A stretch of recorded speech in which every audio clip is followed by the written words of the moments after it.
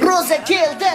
Biladim, videoni oxirigacha ko'rib like bosing, chunki sizga haytli tarqataman. Ramazon aytib keldik. Biladim, cho'chimang, mana pulni olib o'zingiz tiklab oling, bo'ptimi? Biladim, Ramazon oyida bir-birini xafa qilish yaxshi emas. Qarang, sizni qanday qilib beraman, chiroyli bola bo'lib qolasiz, mashalloh.